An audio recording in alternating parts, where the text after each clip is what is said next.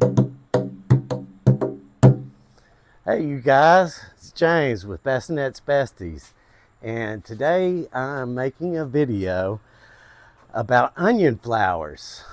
Um, we started in January, and the way I started this experiment that I'm going to tell you about is that I got green onions from the grocery store and I diced them up and used them in some mashed potatoes, and I took the bulbs and I put them in this soil mix.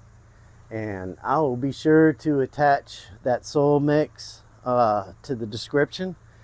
Uh, but anyway, after that, we harvested green onions for like 3.5 months. I would just cut them down at the bottom and then use them up in whatever I was cooking, and they would keep growing back.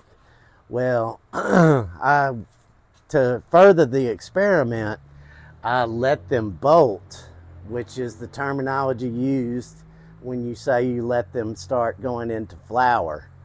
Um, so they have been bolting now for a month and a half, and they are completely dry and ready to harvest.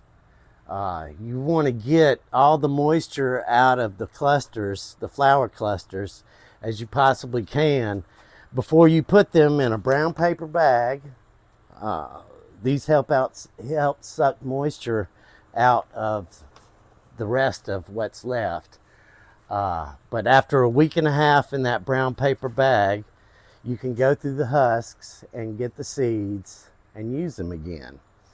Now that brings me to my next experiment, which is I'm going to take said seeds and I'm going to plant them in said potting soil after I rip all these green onions out. And I'm going to compare growth patterns with another pot that I'm going to take the bulbs that I used before the same way, and I'm going to put them in there. And I'm going to compare the two and keep up with it and let you guys know what's going on. I hope you guys enjoyed the video.